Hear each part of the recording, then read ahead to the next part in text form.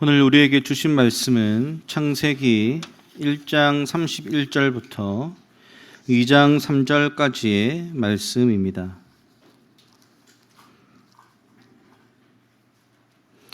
창세기 1장 31절부터 2장 3절까지 말씀입니다.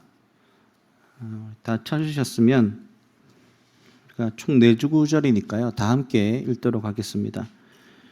시작. 하나님이 지으신 그 모든 것을 보시니 보시기에 심히 좋았더라. 저녁이 되고 아침이 되니 이는 6째 날이니라.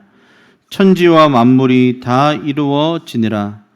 하나님이 그가 하시던 일을 7째 날에 마치시니 그가 하시던 모든 일을 그치고 7째 날에 안식하시니라. 하나님이 그 7째 날을 복되게 하사 거룩하게 하셨으니 이는 하나님이 그 창조하시며 만드시던 모든 일을 마치시고 그날에 안식하셨음이니라. 아멘. 하나님 나라로 본 창세기 11번째 안식이라는 제목으로 목사님 말씀 증거해 주시겠습니다.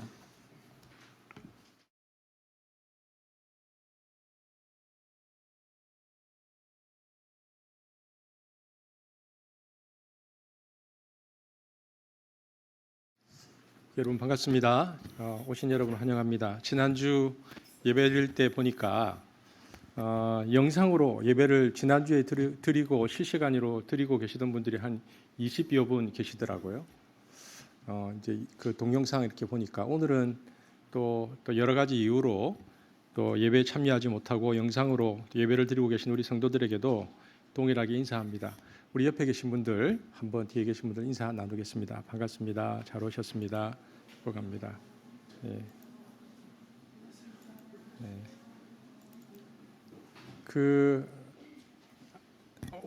이제 제가 교회에 오늘 오는데 게르베터에서 우리 이상일 우리 형제를 집사님 봤는데 그 약간 탄 얼굴과 좀 긴 머리가 굉장히 건강해 보이더라고요. 그래서 너무 좋다고 말씀드렸고 오늘 홍기선 형제 셔츠가 너무 좋다고 제가 말씀드렸더니 제 옷이 아닙니다. 뭐 이렇게 얘기하시고 남희 형제도 오늘 넥타이를 되게 멋지게 매셨더라고요.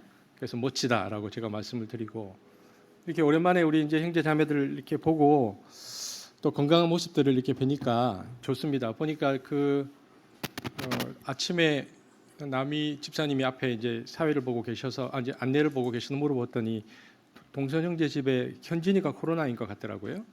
아직도 이제 코로나가 있는데 다 건강 유의하시길 바라고 특별히 제가 이제 창세기 설교를 하면서 그런 생각을 했는데 오늘 박진 집사님 목소리가 창세기에 너무 맞습니다.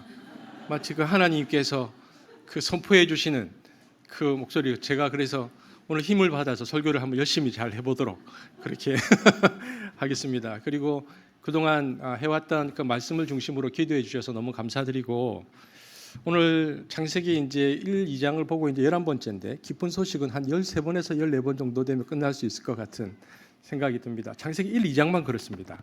여러분. 오늘 하나님께서 우리에게 말씀하실 것을 기대하고요. 제가 기도하고 말씀 전하겠습니다. 사랑의 주님 감사합니다. 오늘도 우리 사랑하는 지체들이 함께 모여 또 하나님을 예배하고 주의 말씀 앞에 섰습니다.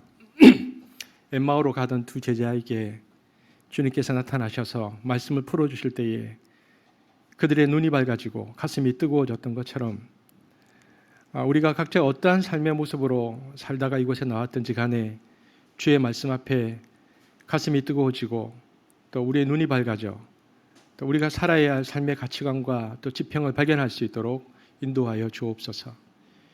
예수님 이름으로 기도합니다. 아멘. 여러분 저희 창세기를 보고 있는데 성경을 읽을 때에 인간 저자의 의도를 파악하는 것은 중요합니다. 무슨 말이냐면 창세기를 지금부터 3,500년 전에 모세가 쓴 글이거든요. 모세가 왜 썼느냐 하는 것이죠. 하나님께서 성경을 기록하기 위해서는 인간 저자들을 사용하시기 때문에 하나님께서 그 인간 저자를 사용하셔서 무엇을 전하려고 하셨는가를 파악하는 것이 성경 해석의 첫 번째 방법입니다. 그렇기 때문에 우리가 생각하는 인간 저자의 의도를 해석의 기초로 삼습니다. 하지만 하나님께서 인간 저자를 통해서 성경을 쓰셨지만 성경의 궁극적인 저자는 하나님이심을 믿기 때문에 하나님의 의도가 인간 저자의 의도를 훨씬 초월한다는 것도 우리가 믿습니다. 이런 것이죠. 창세기는 430년 동안 이집트 노예 생활을 끝내고 약속의 땅 가나안을 향해 나아가면서 40년 광야 생활에서 이스라엘 백성들에게 어떤 이야기를 들려주어야 할 것에 대한 모세의 고민의 흔적입니다. 미래를 예측할 수 없었던 그 여행, 그 출애굽은 불안함을 더해서요, 그들에게 몹시 피곤함을 더하여 주었고요, 또 쉬고 싶은 욕구를 극대화시켰죠. 그래서 그들이 이집트에서 나와서 광야를 지날 때에 불안과 피로에 지친 공동체에게 가장 필요한 것은 무엇이었는가? 그것은 쉼이었습니다. 안식이었죠. 왜냐하면 한 번도 참된 쉼을 누려보지 못한 이스라엘 백성들에게, 그래서 동경의 대상의 쉼인 이집트의 생활로의 그림으로 나타나기 시작했습니다. 그래서 가나안을 향해서 나아갔지만 광야에서 조금만 힘들어지자 그들은 이집트가 더 좋았던 건 아닌가? 그래서 심지어는 모세를 죽이고 다시 이집트로 돌아가자라는 생각까지 그들이 했다는 것입니다. 여러분, 음식을 드실 때에 그 건강하지 못한 식습관을 가지고 계신 분들 있잖아요. 그 몸이 좋지 않은 사람은요, 건강하지 않은 음식이 자꾸 먹고 싶어집니다. 근데 또 건강한 분들은 당기는 음식이 건강한 음식이 당기는 거죠. 마찬가지입니다. 한 번도 쉼을 제대로 누려보지 못했던 이스라엘이었기 때문에 그들은 건강하지 못한 쉼에 대한 동경이 있어서 가나안으로 가야 되는데 이집트로 돌아가자라고 그들이 생각했던 것이죠. 가나안이 아니고 이집트로 가면 우리가 쉴 수 있다. 그렇기 때문에 모세는 이스라엘 백성들에게 그건 참된 쉼이 아니다. 약속의 땅 가나안으로 들어가야 참된 쉼을 얻을 수 있다고 설득하고 그들에게 이야기할 필요가 있었습니다. 그것을 기록한 것이 창세기죠. 그리고 놀랍게도 그 모세의 이야기를 근거로 성경의 저자이신 성령은 우리들에게 뭐라고 말씀하시느냐? 모세는 그렇게 생각하고 이 성경을 썼지만, 그러나 궁극적인 성경의 저자이신 성령은 우리들에게 그들이 가려고 했었던 가나안은 영원한 안식의 그림자고, 하나님은 하나님의 손으로 창조된 하나님의 사람들을 마지막 영원한 안식으로 이끄실 것이다 라고 얘기해 주시는 것. 그러니까 인간 저자의 생각을 넘어선 성령의 활동이죠. 그래서 우리는 단순히 이스라엘 백성들이 가나안 땅으로 들어간다라는 적용도 있지만, 성경은 그것을 넘어서서 우리도 영원한 안식인 그곳으로 성령께서 이끄신다라는 것을 성경이 우리에게 말해주고 있다는 것입니다. 그렇다면 성경의 저자이신 하나님은 모세를 통해서 안식을 어떻게 표현하셨는가? 여러분, 하나님의 창조 역사가 기록되고 있는 창세기 1, 2장을 우리가 지금 11번째 보고 있는데요. 창세기 1, 2장을 읽어보면 어떤 구절이 노래의 후렴구처럼 계속 비슷하게 반복되고 있다는 것을 알고 있습니다. 뭐냐면 그 후렴구가 이런 것입니다. 저녁이 되며 아침이 되니 이는 첫째 날이니라. 그러니까 저녁이 되며 아침이 되니 이는 둘째 날이니라. 즉 계속해서 후렴구로 반복되는 말씀이 나오는데, 저녁이 되며 아침이 되니라는 구절입니다. 이 구절만 무려 6번 나옵니다. 1, 2장에서 저녁이 되었더니 저녁이 되며 아침이 되었다. 여러분, 히브리 사람들은 저녁이 되며 아침이 되는 것을 하루로 이해했습니다. 여러분, 이것은 우리가 주목할 만한 개념입니다. 저녁이 되며 아침이 되었더니 하루가 되었다. 여러분, 우리의 하루와 전혀 다른 개념입니다. 여러분, 우리의 하루는 어떻습니까? 우리는 알람으로 시작해서, 오늘 교회 오시려고 하셨던 분도 그러셨을 겁니다. 알람으로 시작해서 우리 방의 스위치를 끌 때가 우리에게 하루입니다. 그런데 문제가 뭐냐? 우린 도시에 살잖아요. 도시에 사는 우리들에게 전기불이 꺼지지 않는다는 것입니다. 왜냐하면 아파트 불들이 환하니까. 게다가 도심에서는, 특별히 아파트에 살다 보면 우리 집 불이 꺼졌어도 계속해서 주차장에 차가 들어오고 나갑니다. 이 불빛과 차가 들어오고 나가는 소리가 끊이지 않습니다. 현대인들에게 밤은 없거나 혹은 낮과 똑같은 시간입니다. 다만 아침형, 저녁형 인간이 있을 뿐입니다. 그러기에 하루라고 느끼는 개념 속에는 성경에서 말하고 있는 밤 시간은 포함되어 있지 않습니다. 그리고 아침과 저녁의 개념이 모호해서 하루를 어디에서 어디까지 끊어야 할지도 잘 모릅니다. 우리는. 그렇다면 창세기에서 저녁이 되며 아침이 되는 이 하루, 우리와 다른 이 하루의 의미는 무엇일까 하는 것이죠. 여러분, 이 하루는 창세기에 보면 왜 나왔습니까? 이 하루라는 개념이 하루가 왜 나왔죠? 아무나 말씀해 주시면 하루는 하나님의 창조 사역의 기본 단위입니다. 즉 하나님의 창조가 하나하나 진행될 때마다 이것을 마무리하곤 했는데 그때 생겨난 개념이 하루입니다. 하나님께서 어떤 일들을 하시고 이제 하루, 또 어떤 일을 하시고 하루, 그런 것이죠. 그러니까 이처럼 하루는 그냥 어느 일정한 시간의 묶음이 아니라 창조라는 행위 때문에 생겨난 개념이기 때문에 하나님의 창조를 떠나서는 올바른 하루를 이해할 수 없다는 것입니다. 여러분 이번 주 한 주간 동안 어떻게 사셨습니까? 우리는 저녁에 이제 잠자리에 들 때 그래도 좀 뿌듯하다. 나는 오늘 좀 열심히 일했다. 열심히 살았다. 이렇게 생각할 때가 있습니다. 그런데 우리는 각자가 성공적으로 잘 살았다는 하루, 잘 산 하루라고 느끼는 나름대로의 기준을 가지고 있죠. 그러나 우리가 성경에 대비해 보면 성경에 대비해서 진정한 의미에서 우리 하루의 삶에 잘 살았다라는 의미는 하나님께서 창조를 통해서 하루 단위를 만드셨던 것처럼 오늘 나의 하루 가운데 하나님께서 어떤 창조를 행하셨는지를 깨닫는 것입니다. 하나님께서 오늘 나에게 이런 깨달음을 주셨구나. 하나님께서 나를 통해서 어떤 이런 일들을 행하셨구나. 그래서 하나님께서 나에게 하셨던 어떤 창조의 행위를 깨닫는 것, 그것이 하루 속에서 우리가 잘 산다라는 성경적 개념이죠. 여러분, 그래서 저녁이 되면 아침이 되니라고 되어 있잖아요. 히브리 개념에서. 그래서 저녁은 히브리 사람들에게 있어서는 하루의 시작입니다. 이 개념은 놀랍습니다. 저녁이 시작이다. 우리는 아침인데 그들은 저녁이 시작입니다. 그래서 창세기에서 저녁이라는 말이 뜻하는 것은 두 가지 의미가 있습니다. 첫 번째, 저녁은 말씀만으로 빛, 별, 땅, 식물, 동물, 남자와 여자 창조하신 하나님의 창조의 역사의 시작입니다. 저녁. 왜냐하면 하루니까. 그러니까 저녁은 하나님께서 창조의 역사를 시작하신 시작점이고, 둘째, 저녁은 또 다른 의미를 가지는데 그것은 우리가 모든 활동을 멈추고 잠자리에 드는 시점입니다. 즉, 저녁은 하나님의 활동의 시작점이고 인간 활동의 멈춤의 지점입니다. 그것이 성경에서 말하는 저녁입니다. 여러분 상상해 보십시오. 하나님께서 창조를 하셨어요. 아담을 만드셨다면 하나님께서 아담을 언제 만드셨을까요? 저녁에 만드셨겠죠. 저녁이 시작이니까. 하나님이 아담을 저녁에 만드셨는데 하나님 활동인데 아담이 이 세상에 만들어지고 난 다음에 아담이 가장 먼저 한 일은 뭘까요? 자는 겁니다. 저녁에 만들어졌으니까. 여러분, 하나님께서 하나님의 활동의 시점인 저녁에 아담을 만드시고 아담이 눈을 뜨고 가장 먼저 한 것은 뭐냐? 저녁이니까 자는 겁니다. 아담이 만들어지고 나서 너무 좋아서 밤샘했을까요? 잤다는 것입니다. 여러분, 이것은 우리에게 시사하는 바가 큽니다. 아담의 시작은 밤부터였고 그가 최초로 한 일은 잠을 자는 것이었다. 우리는 이렇게 생각해 볼 수 있는데, 여러분, 저는 오늘은 이제 재적용을 좀 많이 하겠습니다. 안식에 대한 말씀이니까. 저는 저녁에 잠자리에 누워서 이렇게 잠을 잘 때에 제 그 영혼과 몸을 보존해 달라고 하나님께 기도하고 잡니다. 지금은 그렇게 하지 않는데 저희 집 아이들이 어릴 때는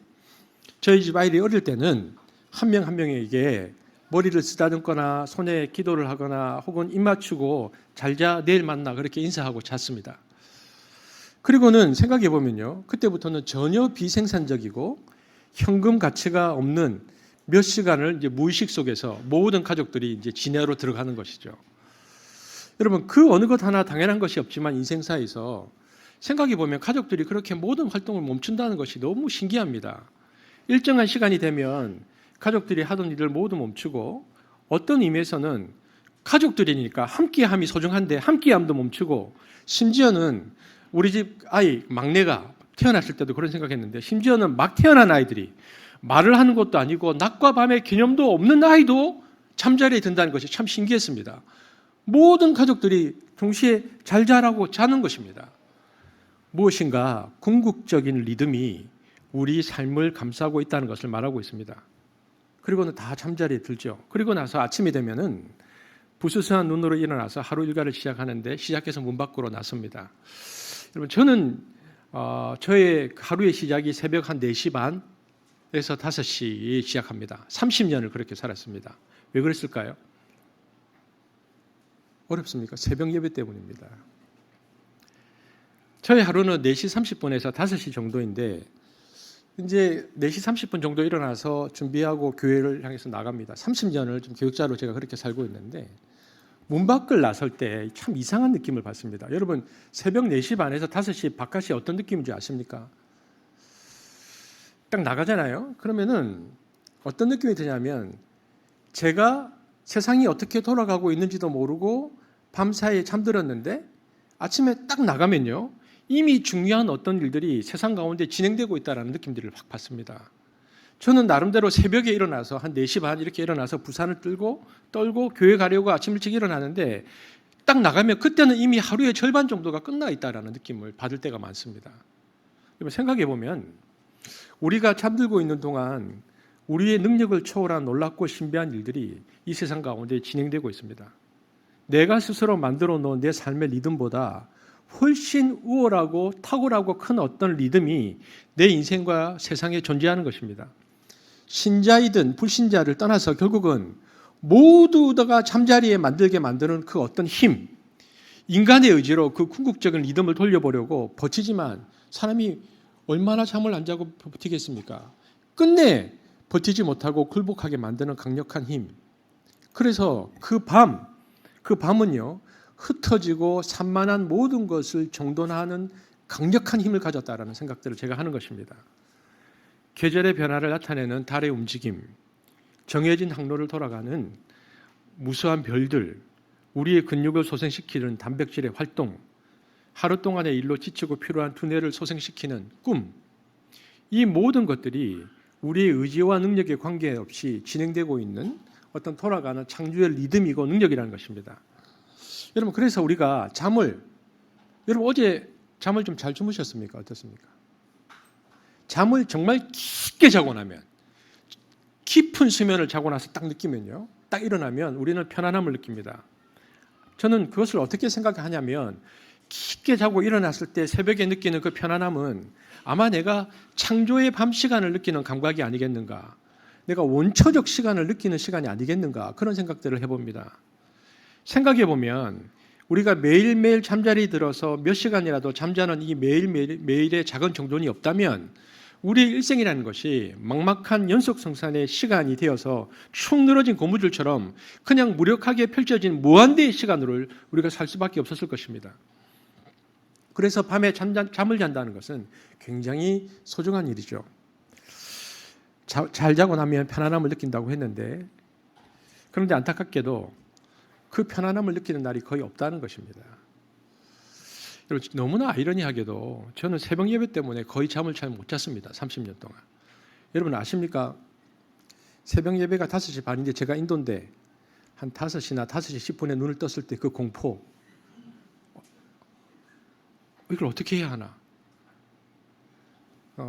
특별히 제가 이제 교회에서 전도사나 강도사로 지낼 때 목사님들이 여러분 계실 교회에서 일주일에 한 번 제 시간에 돌아왔는데 제가 늦게 일어났을 때 그 공포는 눈을 뜰 수도 없고 감을 수 없는 공포입니다. 그래서 차라리 한 2-3시간 되면 잠을 안 자는 걸 선택합니다.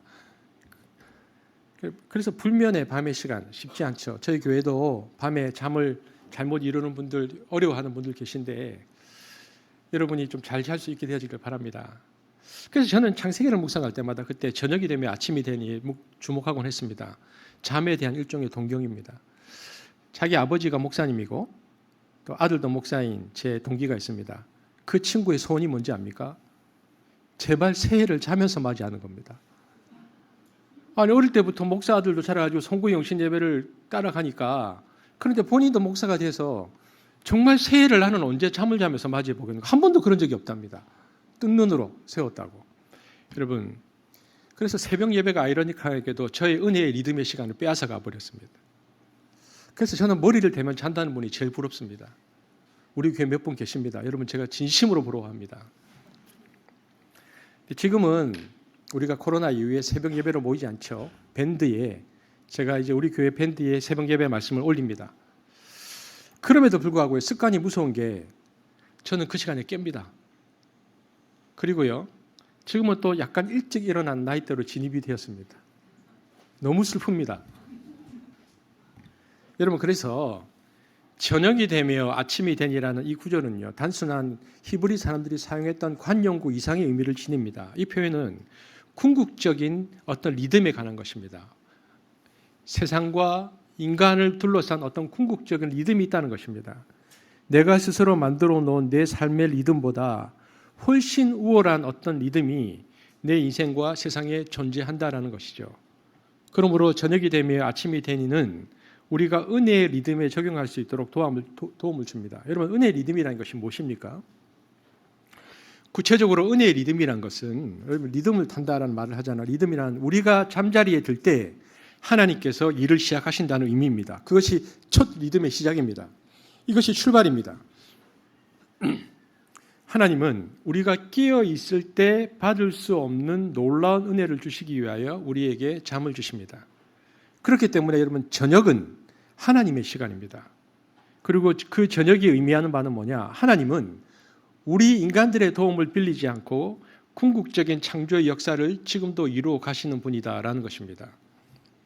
그럼에도 불구하고 신기한 것은 아침이 되면 하나님은 우리를 부르시고 그분의 힘과 창조의 능력으로 이루어 놓으신 어떤 그 리듬을 우리 안에 우리로 하여금 깨워서 들어오게 하셔서 공유하게 하시고 우리와 함께 그것을 전개시켜 나가십니다. 사실 생각해 보면 인간의 정치, 경제, 사회, 문화, 철학이라는 것이 인간의 노력으로 볼 때는 대단해 보이지만 그다지 대단해 보이지 않음에도 불구하고, 그러나 하나님은 하나님께서 궁극적인 리듬을 만들어 가실 때에 인간을 동참시키셔서 인간 역사의 진보를 함께 하도록 이끄신다는 것입니다. 여러분, 어릴 때 그런 경우 있죠.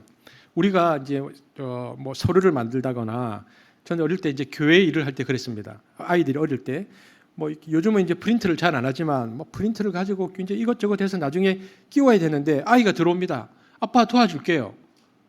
도와주고 싶은 순수한 마음이죠. 근데 이 아이가 실제로 나름대로 열심히 해가지고 그 스탬프로 찍기도 하고 가는데, 실제로 그 아이가 가고 나면요, 다시 다 뜯어야 돼요. 그런데 그 아이는 그렇게 하고 갈 때 굉장히 뿌듯해 하거든요. 아빠를 도와줬다고. 근데 그 말리지도 못합니다. 그 아이가 하고 싶어서. 가고 나면 다시 뜯어서 하는 것이죠. 여러분, 그것이 똑같습니다. 하나님께서 궁극적으로 하나님의 어떤 일을 이루어 가시는데 우리를 아침에 깨우셔서 동참시키잖아요. 우리는 오늘 하나님의 영광을 위하여, 하나님의 나라를 위하여 뭘 했다라고 생각하지만 다시 우리를 채우시고 뜯어서 다시 정돈하셔야 됩니다.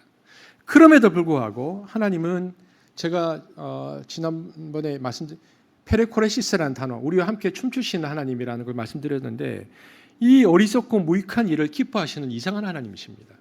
또 우리를 깨우셔서 또 함께 하자, 그 일들을 또 함께 하자라고 말씀하시는 하나님이란 것이죠. 여러분, 구약학자 중에 브루스 윌키라고 있습니다. 1930년대 태어나신 분인데요. 창세기 1장을 브루스 윌키가 뭐라고 얘기했느냐, 창세기 1장을 읽어보면 리듬이 있다는 것이죠. 그러니까 입체적으로 창세기 모든 이스라엘 백성의 삶을 위한 오페라 가사다. 브루스 윌키가 그렇게 봤습니다. 창세기 1장에서 궁극적인 리듬을 보았고요. 그래서 입체적으로 본 것이죠. 이런 붙임으로 이 본문이 가지고 있는 음악과 리듬의 특성을 잘 전달하고 있습니다. 여러분, 창조에는 리듬이 있습니다. 이 리듬을 우리는 뭐라고 부르느냐, 하나님의 은혜의 리듬이라고 말합니다. 즉 시간의 본성을 리듬으로 본 것이죠. 그는 이렇게 말합니다. 왜 하나님은 시간의 창조 과정뿐 아니라 그 시간의 본성인 리듬에 관하여 6번에 걸쳐 반복하시며 이처럼 자세히 묘사하는 것일까? 그것은 이것입니다. 그것은 우리의 삶을 살아갈 때 이 삶이라는 이 소중한 주제를 방관자처럼 그저 시간을 구경하며 시계로 그것을 재는 대신에 그 시간 안에 우리가 함께 머물면서 발로 이렇게 박자를 맞춰가면서 계속해서 하나님의 은혜의 리듬, 은혜의 시간에 참여하도록 이끌게 하기 위해서다라고 말했습니다. 그러니까 시간은 객관적으로 얼마가 지났는가를 재는 것이 아니고 그 안으로 들어와서 하나님의 창조의 리듬이 함께 동참하라고 하나님께서 창세기 1장을 그렇게 기록했다라고 말하는 것이 윌키스 구약학자의 해석입니다. 우리는 창조의 리듬 안에서 리듬감 있게 살도록 창조된 존재들입니다. 여러분, 생각해 보면 세상에 있는 모든 것들은 각자 고유의 리듬을 가지고 있습니다. 하나님께서 창조하신 세상은 주기적인 패턴을 가지고 되풀이되고요. 생명은 여기에 반응하는 법을 배우게 됩니다. 이를테면 이런 것입니다. 모든 생명은 낮과 밤이 번갈아 오는 24시간 주기 리듬을 통해서 지구의 잦은 운동에 적응하고요. 봄, 여름, 가을, 겨울로 반복되는 1년 주기 리듬을 통해서 우주 공간에서의 지구의 위치에 적응합니다. 여러분, 우리가 의식하든 하지 못하든 우리의 몸에는 시간의 흐름에 따라 반응하는 리듬이 있습니다. 계절에 따라서 감수성이 달라지는 이유가 그것입니다. 낮, 밤, 새벽에 따라 감수성이 달라지는 이유가 그것입니다. 세상을 대하는 방식도 조금씩 달라지는 것이 그 때문입니다. 여러분, 그 리듬을 잘 타는 사람과 그 리듬을 거스리며 사는 사람의 삶의 내용은 그래서 다룰 수밖에 없습니다. 여러분, 인생을 쉽게 사는 비결은 리듬을 거스리지 않는 것입니다. 우리가 이 땅 가운데 그리스도인으로 산다는 것은 이 리듬을 듣고 관찰하고 우리가 이 리듬 안으로 통합되는 것입니다. 그러므로 오늘 우리가 창세기 이 1장과 2장을 시작하는 이 본문에서 우리에게 회복되어야 할 소망은 뭐냐? 이 시간의 본질인 리듬을 회복하는 것입니다.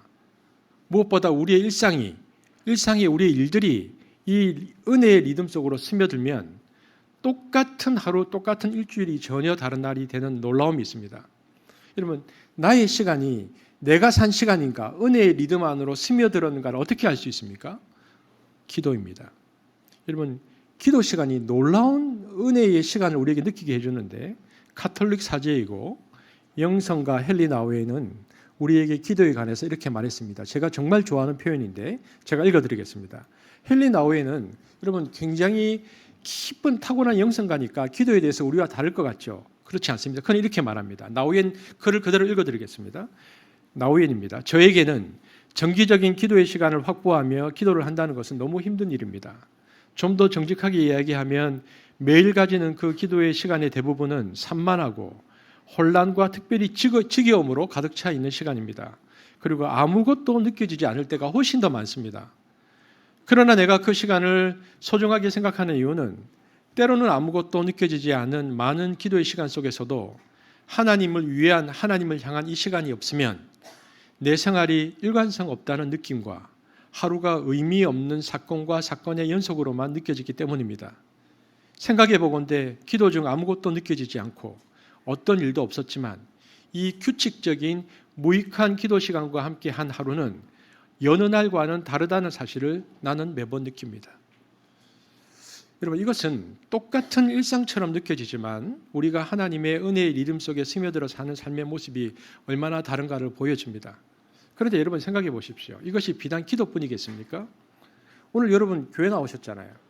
사실 우리가 이 시간에 집에서 쉬기를 원하는 것이 너무나 당연한 거 아닙니까? 그러나 우리가 왜 이 시간 나왔습니까? 이 또한 은혜의 리듬입니다. 우리가 매주일 주일 나와서 예배를 주일을 지키는 것은 은혜의 리듬을 타는 것인데 기도뿐만 아니라 그 은혜의 리듬이 평생 우리를 이끌 것이다라는 우리의 믿음이죠. 당장 그 실용적인 어떤 유익이 우리에게 없다 할지라도 우리 삶에 당장 돈이 되지 않는다 할지라도 그러나 어쩌면 예배 시간에 와서 정말 나우엔이 말했던 것처럼 지겹고 그리고 아무것도 느끼지 않는 이 정기적인 예배는 그 시간에 앉아있는 동안에는 아무 시간이 아닌 것처럼 느껴지지만 그 예배를 드렸던 한 주와 그렇지 않은 것은 전혀 다른 은혜의 리듬을 느끼게 한다는 것입니다. 그래서 우리는 기도하고 그래서 우리는 예배하고 그래서 우리는 잠을 자는 것입니다. 예수님의 삶은 그래서 은혜의 리듬의 삶이 어떠한지를 고스란히 우리에게 보여주고 있습니다. 예수님에게 밤은 어떤 시간이었는가? 기도하는 시간이었습니다. 아침은 제자들을 불러서 공동체를 형성하는 시간이었습니다. 낮은 하나님의 생명을 세상 사람들에게 전하는 사역의 시간이었습니다. 그러나 예수님은 밤마다 홀로 하나님 앞에 서고 그리고 하나님 앞에 선 이후에 이웃에게 다가가 공동체를 이루고 그 속에서 얻어진 힘과 사랑을 가지고 다른 이들을 복되게 사셨습니다. 바로 이것이 예수님의 삶의 리듬인 동시에 성도로 부름받은 우리들에게 요구되는 삶의 리듬인 것입니다. 예수님은 가장 분주한 시간에도 한적한 곳을 찾아가 엎드리셨습니다. 하나님 앞에 엎드린다는 것은 무엇입니까? 하나님의 마음이 내 마음보다 크고 하나님의 생각이 내 생각보다 깊고 넓다는 믿음 때문입니다. 그러니까 나의 리듬이 아니라 하나님의 리듬 안으로 들어가는 통로와 행위가 기도라는 것입니다. 내가 그 안으로 들어가겠다. 내가 하나님과 접촉하겠다. 접속해서 내가 그 안으로 들어가서 그 리듬을 타겠다는 것이죠. 여러분 서핑하는 사람들을 보면 가다가 파도를 타기 위해서 달려가서 뛰어가는 것처럼 그래서 그 접촉점이 있는 것처럼 나의 리듬과 하나님의 리듬 사이에 기도라는 통로를 통해서 내가 하나님의 리듬 안으로 들어가겠다는 것이죠.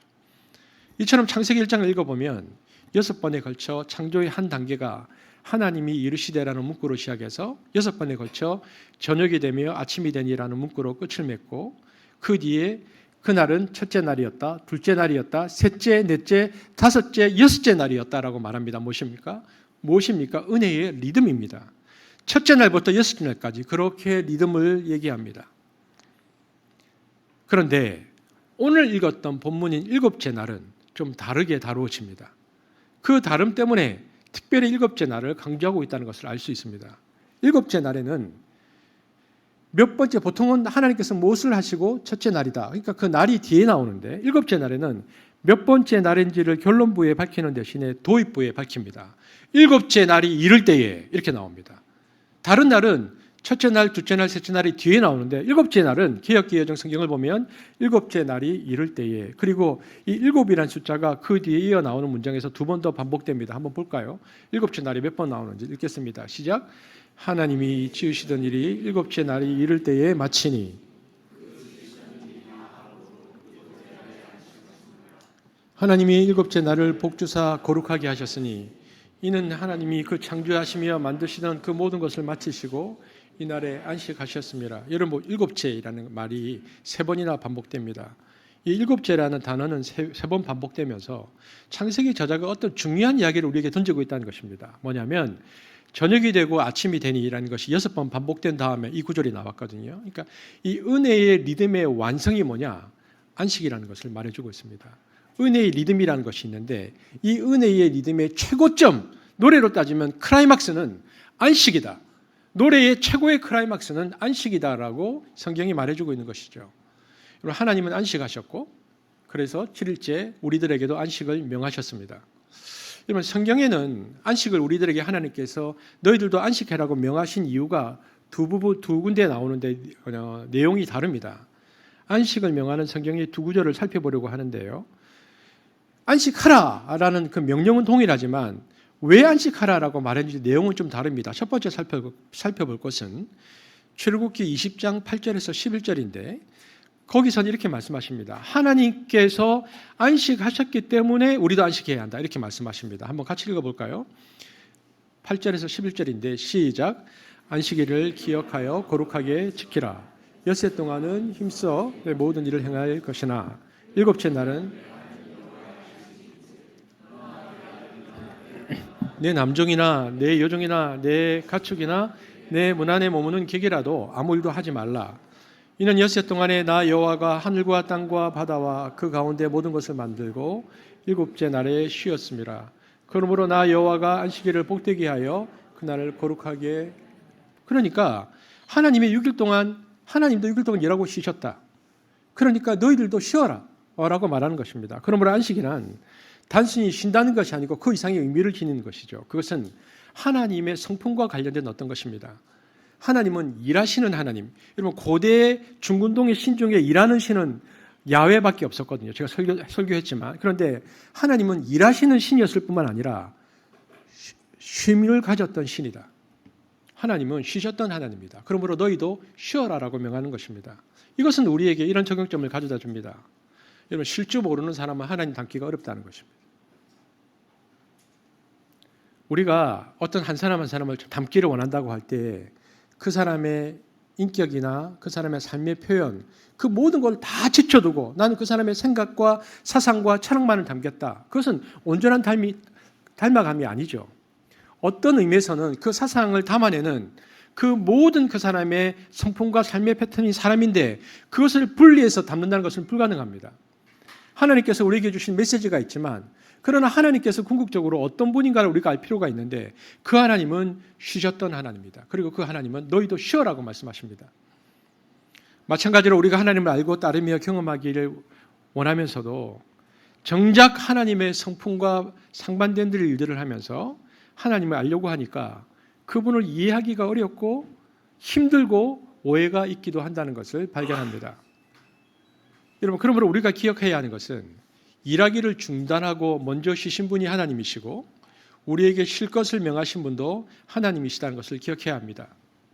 하나님께서 우리에게 안식을 명하신 이유는 우리로 하여금 쉼으로 그 하나님을 닮아가게 하기 위해서입니다.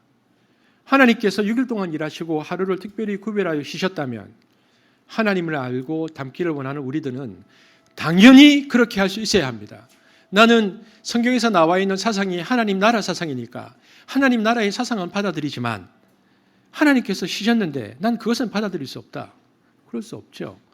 하나님 나라의 사상의 근간은 쉬셨던 하나님의 성품이 담보되어 있는 것입니다. 그러니까 6일 동안 일하고 우리가 하루를 쉴 때에 어떤 일이 벌어지는가? 하나님이 우리의 삶 존재 속에 깊숙이 들어오십니다. 그것이 굉장히 중요합니다. 왜냐하면 우리의 성품이 하나님을 닮아가는 시간이기 때문에 그렇습니다. 두 번째는 안식하라는 내용이 좀 다릅니다. 신명기 5장 15절에 안식해야 될 이유로 제시된 것은 뭐냐면 지금 출애굽에 있었던 이스라엘 백성들의 조상들이 이집트에서 400년 이상 한 번도 쉰 적이 없기 때문이다. 그래서 너희는 쉬어야 한다고 말합니다. 자, 세 번역으로 읽어보겠습니다. 시작. 너희는 기억하여라. 너희가 이집트 땅에서 종살이를 하고 있을 때에 너희를 거기에서 이끌어내었으므로 주 너희의 하나님이 너에게 안식일을 지키라고 명한다. 여러분, 이집트에서 430년입니다. 우리는 40년이 안 된 일제의 강점기를 살았습니다. 그런데 여러분 430년입니다. 430년 동안 그들은 하루도 쉬는 날이 없었습니다. 물론 초창기에 그들이 들어갔을 때는 대우를 받았지만 이집트의 왕조가 바뀌고 그들의 신분은 노예로 전락합니다. 인간으로 대접받지 못하고 노예로 취급받았던 세월이 몇백 년입니다. 그들에게 있었던 것은 오로지 노동 일밖에 없었습니다. 그래서 그들은 하나님의 형상을 따라 창조된 인간이 아니라 벽돌을 만들고 피라미드를 건설하는 건설 장비로 몇백 년을 살았습니다. 하나님의 형상으로서 지어진 사람이 점점 멀어진 것이죠. 창세기 1장 28절에 보면 하나님이 사람을 하나님의 형상으로 지으셨다 그랬는데 형상과 이 모양이 의미하는 바는 우리가 그동안 살펴보았지만 하나님께서 왕으로 온 땅을 다스리시는데 하나님의 온 땅 다스림의 대행자로 사람을 이 땅에 세우셨다라는 뜻입니다. 하나님의 형상이라는 것이. 그래서 오늘 박진 집사님께서 기도 중에도 그렇게 말씀하셨지만 인간은 하나님의 방식인 의와 공평으로 세상을 다스리라고 하나님의 형상으로 지음받았고요. 하나님이 원래 의도하신 대로 세상을 가꾸어서 그 안에 담긴 가치를 발현시켜 공공의 이익을 증진시키는 것이 세상 경영의 핵심입니다. 특히 모든 사람을 존귀히 여기고 노동의 소중함을 인식하되 자본으로 모든 것을 평가하는 세상 속에서 공평과 정의를 구현하기 위해 노력하고 소외와 허무의 자리에 있는 이들에게 소망과 용기를 주는 일에 부름받은 것이 우리의 일이지 일만 하는 이집트의 건설 장비, 특별히 21세기의 자본주의 노예로 우리가 이 땅에 태어난 것은 아니라는 것입니다. 그렇기 때문에 안식의 명령은 무엇인가? 사람을 하나님의 형상으로서가 아니라 그 어떤 기능이나 실용적 차원으로 격화시키는 것을 정면으로 거부하는 명령입니다. 너희들은 건설 장비가 아니다. 너희들은 돈의 노예가 아니다. 너희들은 자본의 노예가 아니다. 그렇게 산다는 것은 하나님의 형상으로부터 멀어집니다. 그것을 중단해야 한다라고 성경이 말하는 것입니다. 이것은 우리들에게 시사하는 바가 큽니다. 우리는 본능적으로 상대방을 대할 때 이렇게 대합니다. 그들이 어떤 존재인가, 그들이 누구인가에 관심을 갖지 않고 그들이 무슨 일을 할 수 있는가라는 관점으로 바라보는 데 익숙합니다. 그들의 연봉이 얼마인가, 그들의 능력이 얼마인가. 그것은 고대 이집트 제국의 시선이고 자본주의의 시선입니다. 하지만 그렇게 사람을 바라보면 인간의 존엄성은 손상되고 우리가 살고 있는 공동체는 파괴됩니다. 그래서 오늘날 현대인들에게 우리가 화요일 날이 또 휴일이죠. 근데 오늘날 현대인들에게 빨간 달은 어떤 개념입니까? 두 가지 의미가 있죠. 좀 쉬어서 내 몸을 회복시켜서 다시 열심히 일에 참여하려고 하는 어떤 시간. 또 하나는 그 시간을 통해서 나의 어떤 즐거움, 쾌락을 가지려고 하는 시간. 그런데 막 일이 바쁜 사람들, 고용주 입장에서는 빨간 달은 일상을 방해하는 방해물이고 일상을 회방하는 장애물로 여겨지기도 합니다. 지금 시간이 없는데 언제 쉬어야 되는가? 여러분, 그리스도인들은 어떻습니까? 여러분은 안식을 어떻게 이해하고 있습니까? 89년 제가 91년에 군대를 다녀와서 첫 전도사 생활을 시작했습니다. 그러니까 뭐 시간이 벌써 지금 꽤 됐죠. 91년도부터 사례를 받는 첫 전도사 생활을 했습니다. 그리고 이제 그 교회 첫 전도사 생활을 했었던 교회에서 2년 동안 사역하고 그 다음 교회로 옮겨서 7년 동안 사역했는데 그때 첫 번째, 두 번째 담임 목사님들이 저한테 그런 얘기를 많이 했습니다. 1분도 쉬기가 아까운데 하나님 나라를 위해서 어떻게 하루를 다 쉴 수 있다는 말인가? 당장 발등에 불이 떨어졌는데 어떻게 쉴 수 있다는 말인가? 때를 가리지 말고 열심히 일하라는 명령을 받았는데 어찌 하루를 온통 비워놓고 쉴 수 있다는 것인가? 도움을 구하는 손길은 많고 우리의 능력은 미약한데 어떻게 쉴 여유를 가질 수 있다는 말인가? 그런 말씀을 많이 하셨습니다. 지금 저희 아이가, 첫째 아이가 27살입니다. 우리 첫째 아이가 태어날 당시에 월요일 날이 쉬는 날이었는데 담임 목사님은 월요일 날 어디를 못 가게 했습니다. 왜냐하면 그 당시 핸드폰이 없던 시대거든요. 집에 전화가 있잖아요. 왜냐하면 교회 상이 날 수도 있다. 그런데 만약에 연락 없이 어디를 가버리면 못 온다. 그래서 제가 이제 전도사 생활을 마치고 강도사로 사택을 얻어서 갔을 때 목사님은 월요일도 쉬는 날이 아니고 24시간 대기하는 시간이다. 이렇게 말씀하셨습니다. 그래서 어디를 못 갔습니다. 왜냐면 전화가 언제 올지 모르니까. 휴가를 갔든 어디를 가 있든 간에 상이 나면 무조건 달려와야 했습니다. 여러분, 저도 처음에는 그게 너무 좋았습니다. 맞다. 그래서 그 흉내를 내고 그 스타일을 답습하려고 애썼습니다. 왜냐하면 그때 제게 있어서 20대의 제게 있어서 쉰다는 것은 교육자로서 쉰다는 것은 게으름과 나태로 간주되었고요. 심지어는 목회자가 저지를 수 있는 가장 큰 죄라고 생각하기도 했습니다. 어떻게 내가 쉴 수 있는가? 여러분 정말 그렇습니까? 신기한 것은요. 그렇게 강조하는 교회의 특징은 교육자를 대하는 방식에 있어서는 그 교육자가 어떤 사람인가에 관심보다는 그 교육자가 어떤 능력을 가지고 있는가라는 데 훨씬 더 관심이 많았습니다. 그러니까 근데 그 능력이라는 것도 다른 것이 아닙니다. 숫자를 많이 모을 수 있는 힘입니다. 그래서 제가 첫 번째 교육자 생활을 했었던 그 교회는요. 주일 마치면 오늘 몇 명 왔는지를 평가해가지고 목사님부터 전도사님까지 몇 등 등수를 매겼습니다. 매주 매겼습니다. 근데 그걸 또 제가 막내 전도사이기 때문에 저에게 맡겨가지고요. 제가 군대 생활을 또 했잖아요. 군대 생활 3개 종파 군종병이었거든요. 그래서 제가 이제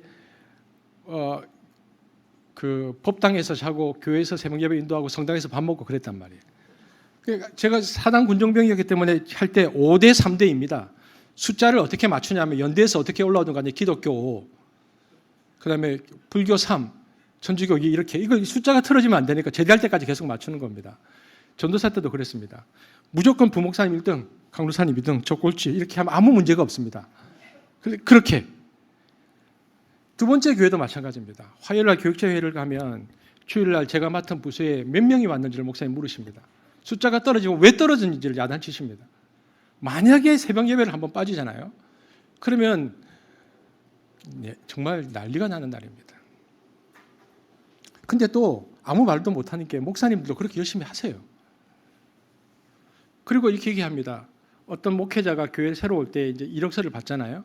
그러면 그 사람이 어떤 사람이냐 그러면 우리는 이렇게 말합니다. 이제 뭐 동기들을 소개할 때 이분 참 좋은 분이에요. 그러면 그럽니다. 아니 신학교 갔는데 안 좋은 사람이 어디 있어? 다 괜찮지. 그 말고 앞에 사역할 때 그 몇 명이나 모았어. 몇 명이나 부흥시켰어. 그 말해보라고 얘기하십니다. 여러분 사람들이 안식을 위한 하나의 도구로 혹은 인간의 가치를 노동의 효율이나 능력으로 잘못 생각하고 있기 때문에 그래서 하나님은 심지어는 우리가 하나님의 일을 위해서라고 그렇게 생각할 수 있기 때문에 하나님은 우리에게 안식을 제한하지 않으시고 안식을 명령하셨습니다. 그렇게 살지 마라. 여러분 안식은 명령입니다. 그렇게 살지 말아라. 명령하실 수밖에 없을 만큼 안식이라는 단어 앞에 사람들은 신앙이라는 이름으로 거절하고 끊임없이 합리화하면서 아니에요 하나님. 저는 쉬지 않고 주를 위해서 일할 거예요 라고 말합니다. 성경은 우리들에게 많은 명령을 하고 있습니다. 우리 대부분은 그 명령을 준행하며 따르기 위해서 노력합니다. 하지만 안식하라는 명령만큼 우리들에게 냉대를 받는 명령도 없을 것입니다. 그래서 하나님은 안식해라 라고 강하게 명하십니다. 그렇다면 안식은 과연 어떤 의미를 담고 있기에 우리에게 그토록 강하게 명하시는가? 안식 혹은 안식일이란 우리가 하나님께서 무엇을 하고 계시는지 볼 수 있을 정도로 자신의 활동으로부터 멀리 벗어나는 정돈된 시간과 공간입니다. 우리가 나는 이런 사람이야.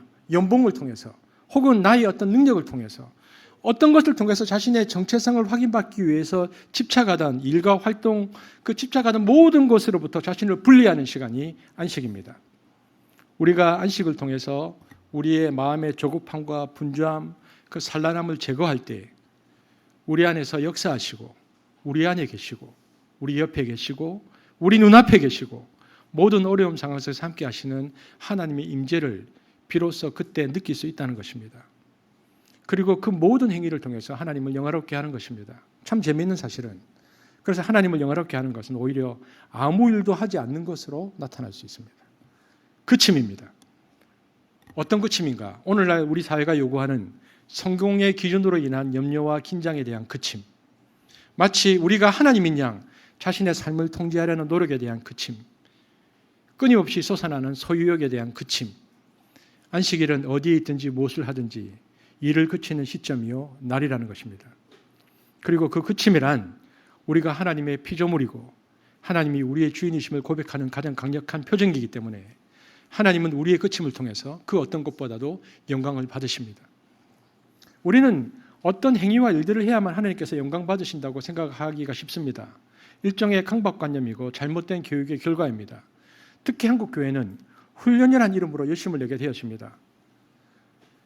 모든 신앙적 주제와 훈련의 이유들이 무엇입니까? 그것은 성경에서 말하는 안식을 향한 궁극적인 과정이고 방법임에도 불구하고 주객이 전도되어서 안식까지 가지 못하고 끊임없이 뭔가를 활동하는 것, 훈련받는 것, 그것이 하나님을 위한 것이라고 생각합니다. 여러분, 훈련 자체가 목적이 아닙니다. 그렇다면 이런 질문이 우리 속에 계속 던져집니다. 모든 열심과 열정을 중단하고 아무것도 하지 말라는 얘기인가? 결코 그렇지 않습니다. 주의를 지킨다는 것, 오늘날 안식일을 지킨다는 것은 우리가 하나님 앞에서 수동적이거나 게을러짐으로서가 아니라 우리들의 삶에서 끊임없이 스스로 하나님이 되려는 시도를 포기하는 가운데 배울 수 있는 자유로움의 부름입니다. 나는 창조주가 아니다. 내 인생의 주인은 하나님이시다. 나는 그래서 여기서 멈출 수 있다. 여러분, 이 자유란 한계 상황 속에서 하나님의 일과 나의 일을 구분할 줄 아는 사람으로 상황과 환경 속에서도 평상심을 잃지 않을 수 있는 사람으로서 세워진다는 것을 의미합니다. 무엇보다 이것은 하나님에 대한 확고한 신뢰와 하나님의 성품에 관한 분명한 이해가 있어야 가능합니다. 하나님을 아는 지식이 아니라 하나님 그분을 경험하고 아는 것에서부터 우리는 안식을 시작할 수 있습니다. 그렇지 않을 경우 우리는 불안한 강박관념에 사로잡혀서 끊임없이 무언가를 하려는 시도를 중단하지 않게 될 것입니다. 무엇보다 우리가 끊임없이 뭔가를 하는 이유가 무엇입니까? 여러분, 그렇죠. 집에 왔는데 아내가 심기가 불편하다. 그럼 남편들은 어떻게 합니까? 부지런히 움직이잖아요. 그 불안감을 해소하기 위해서. 그렇지 않습니까? 자녀들도 마찬가지입니다. 우리는 사랑받는 존재가 되기 위해서 사람들에게 혹은 하나님에게 사랑받는 존재가 되기 위해서 끊임없이 몸부림치고 움직입니다. 그래서 어려움과 한계 상황에 봉착할 때마다 내가 이게 좀 부족해서 하나님께서 나를 사랑하지 않는가. 그래서 그 한계 상황을 돌파하려는 더 큰 노력으로 뭔가를 더하려고 합니다. 그래서 이런 말이 있죠. 난 녹수로 없어지기보다는 달아 없어지기를 원한다. 오늘날 성숙한 그리스도인을 대변하는 것처럼 이 말이 기독교의 덕목처럼 되어버렸습니다. 나는 그냥 가만히 있다가 녹수로 없어지지 않을 거야. 난 달아 없어지기를 원할 거야. 그러려면 하나님 우리를 새로 만들지. 그렇지 않습니까? 그리고요, 무엇이든 열심히 하면 된다는 의식을 가지고 일이 잘 안 되면 더 많이 노력하고 더 많이 분발하게 됩니다. 그러면 더 잘 풀릴 거라고 생각합니다. 일을 하다가 교회를 생각해 봅시다. 교회를 하다가 어떤 어려움에 봉착하면 어떤 모임을 하나 더 만듭니다. 어떤 이런 조직이 부족해서 그런가? 더 만들고 여기저기 자원봉사자들을 모집합니다. 그래서 처음 자원봉사들이 모집되었으니까 그 사람들이 열심을 낼 거 아닙니까? 그러면 더 열심히 일하는데 그러다가 그들 중에 낙오자가 생기면 몇 번 신앙이라는 이름으로 권면하고 그들이 그것도 못하게 되면 끝끝내 죄책감을 심어주고 교체시켜버립니다. 그리고는 너 열심 못 냈네? 그리고 우리는 열심을 내서 더 갈 거야. 여러분, 제가 한석교회 목회자잖아요. 저는 목회자로서 저의 임무를 이렇게 생각합니다. 목회자로서 저의 임무 중 하나는 더 바쁘게 더 정신없이 만들면서 비전이나 열정이라는 이름으로 그럴듯 포장하는 것이 아니고 사람들이 진정 안식할 수 있도록 돕는 것이다. 지금껏 그렇게 그렇게 하지 못했기 때문에 저는 한국 교회는 지나치리만큼 그 영성이 사납고 전투적이라고 생각합니다. 그래서 교회 구호가 약간 군대 구호하고 비슷합니다. 뭐 뭘 돌파하자, 뭘 어떻게 하자. 여러분 많은 경우에 지나친 열심은 믿음보다는 두려움에 쫓기기 때문입니다. 그것을 믿음이라고 생각해서는 안 됩니다. 그들에게 일이란 믿음의 표현이 아니라 불안에서 벗어난 평안을 찾고자 하는 몸부림입니다. 일벌레란 쫓기면서 일하는 사람들을 가리킵니다. 만약 그런 자녀가 있다면 부모는 얼마나 마음이 아플까요? 이 아이가 우리에게 사랑받는 존재가 되기 위해서 24시간 끊임없이 그래서 새벽 2, 3시에서 막 잠자고 가서 공부하고 있는데 저 자녀는 아닙니다. 저는 계속해서 하겠습니다. 여러분 때로는 무모하리만큼 아무것도 하지 않는 자녀가 우리에게 얼마나 큰 기쁨이 되는 줄 아십니까? 쟤는 나한테 뭐 맡긴 게 있나? 저렇게 아무것도 안 하고도 편안할 수 있어요. 그런데 그 자식이 사랑스러운 겁니다. 부모를 그만큼 의지하는 것이거든요. 여러분 처음 교육자를 시작할 때부터 제가 그런 교육을 받아서인지 저는 주일을 시작하면 잔뜩 긴장하고 하루 종일 에너지를 쏟고 활동합니다. 여러분은 주일이 휴일이지만 저는 일하는 날이잖아요. 그래서 목회자인 저에게 주일은 안식이 아니라 일하는 날이었거든요. 그렇게 30년을 살았습니다. 가끔씩 우리 아이들이 이제 그런 얘기를 합니다.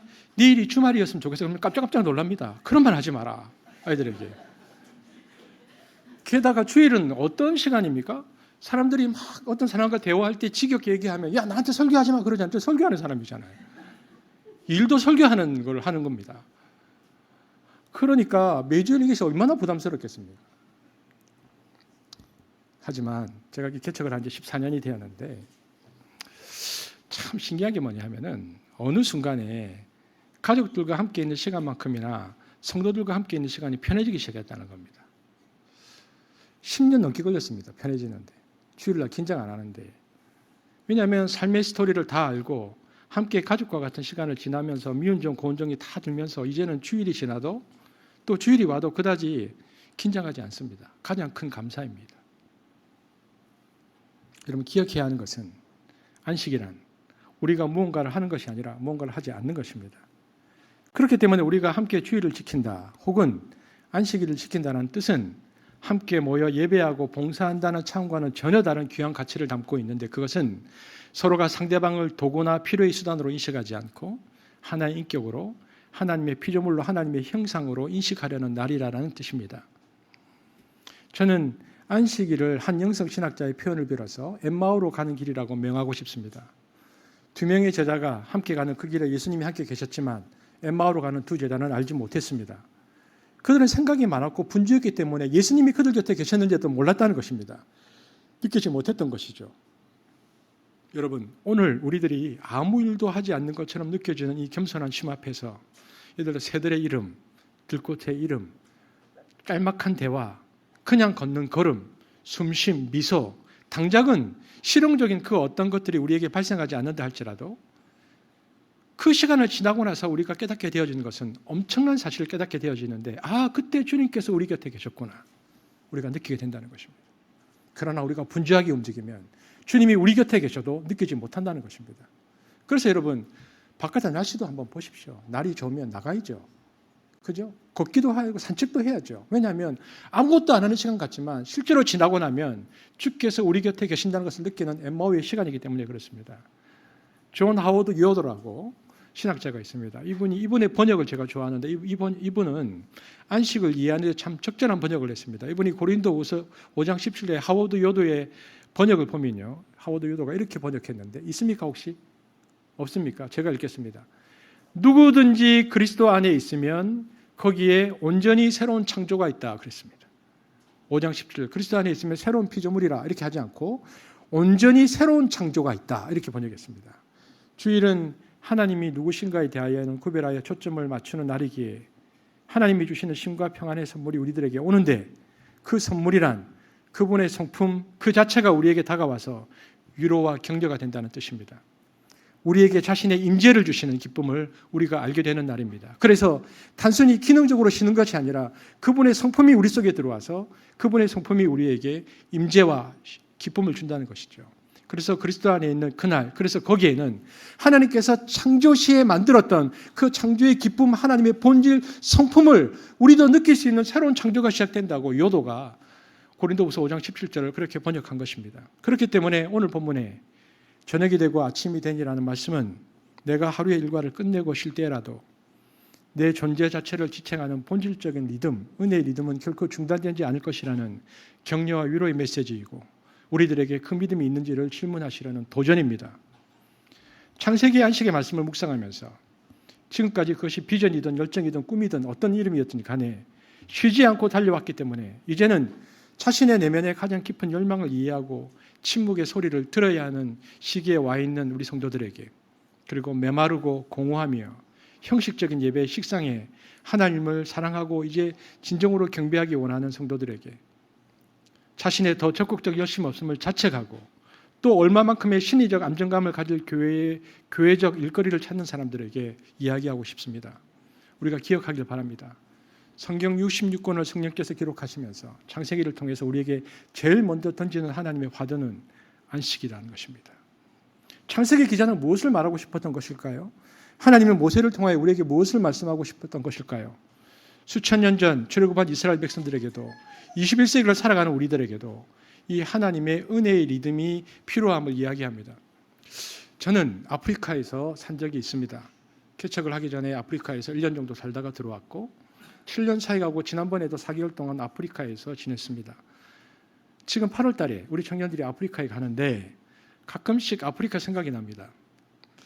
왜냐하면 그것은 그곳에서 경험한 어떤 경험 때문인데 그것이 무엇일까 생각해 보면 그곳은 해가 일찍 졌습니다.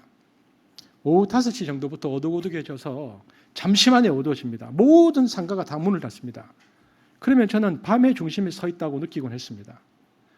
환하게 불박힌 건물도 휘황찬란하게 반짝이는 네온사인도 없이 그저 은은하게 퍼지는 가로등 불빛과 역시 은은하게 건물 유리창을 통해 흘러나오는 희미한 빛이 따스하고 포근하게 마을을 감싸는 느낌을 받았습니다. 저는 그때 그 타운하우스에 살면서 백인들을 참 신기하게 생각했는데, 왜냐하면 백인들은 우리처럼 이런 불을 켜지 않아요.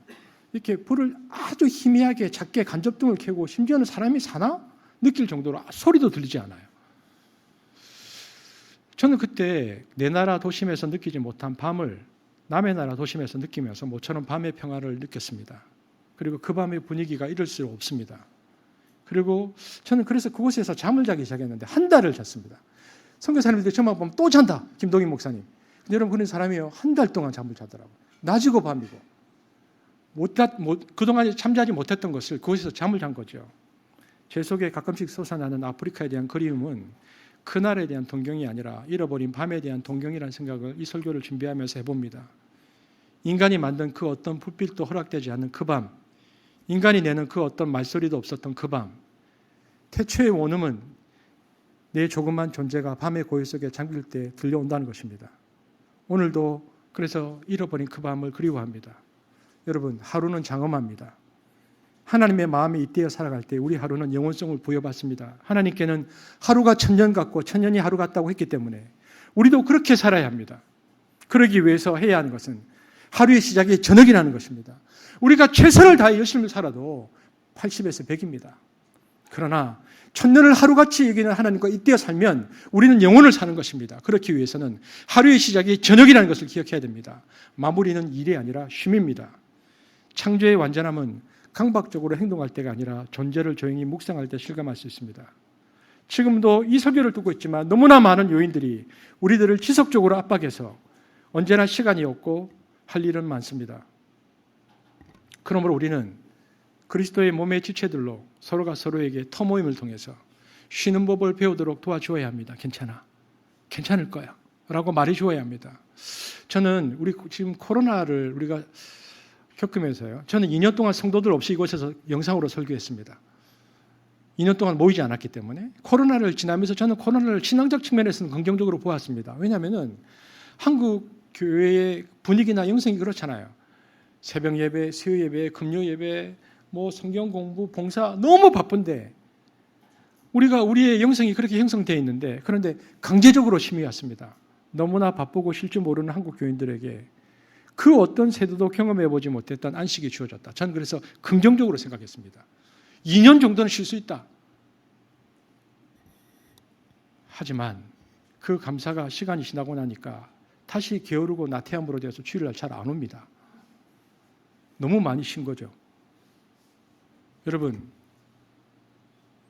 주일은 지키는 겁니다. 꼭 오십시오. 주일은 지키는 겁니다. 주일은 지키는 겁니다.